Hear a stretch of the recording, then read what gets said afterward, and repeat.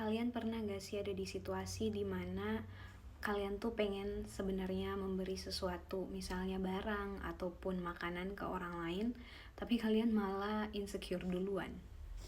Aku pernah ada di situasi itu. Dulu kan aku lumayan people pleaser ya, jadi aku tuh sebelum memberi pun aku udah insecure duluan dan overthinking duluan, takut pemberianku itu gak diterima sama orang lain. Padahal kan itu belum tentu bener ya. Setelah aku pikir-pikir, kayaknya penyebabnya ada dua deh. Yang pertama tadi yang aku bilang, karena mungkin aku seorang people pleaser ya dulunya. Jadi aku fokus banget ke reaksi orang lain. Fokusnya itu orang lain tuh harus bahagia, jadi ke reaksinya dibandingkan niat aku dalam memberi. Padahal aku kan udah berniat tulus, jadi untuk reaksinya seharusnya aku gak terlalu mikirin sih. Yang penting aku udah ngasih yang terbaik kan, dan niat aku udah tulus, jadi selebihnya tuh tergantung dari yang nerima, harusnya kayak gitu kan. Nah terus yang kedua, datang dari diri aku sendiri, karena aku sering menilai pemberian itu dari besarnya atau dari nilainya, nilai materialnya.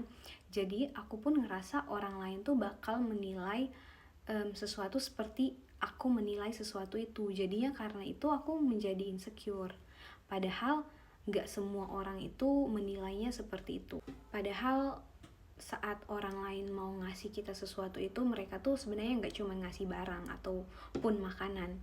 Mereka ikut ngasih waktu mereka ikut ngasih inisiatif mereka, ngasih effort, terus ngasih hati mereka, dan ngasih ketulusan juga. Jadi dari situ aku kayak sadar, oh ternyata aku nggak boleh nih menilai sesuatu hal dari besar kecilnya suatu pemberian. Jadi aku harus lebih melihat hati dari seseorang yang ngasih itu. Jadi aku lebih bisa menghargai sebagai penerima, mungkin ya aku lebih bisa menghargai pemberian orang itu. Dan jadinya aku belajar sebagai pemberi, aku tuh nggak perlu insecure selama niat aku tuh baik, atau selama niat aku tulus untuk memberi, aku nggak perlu insecure. Yang paling penting adalah niat aku, bukan reaksi dari orang yang menerima. Dan sebagai penerima aku juga belajar untuk menghargai setiap pemberian orang lain, terlepas dari besar kecilnya sesuatu hal yang diberikan kepada kita.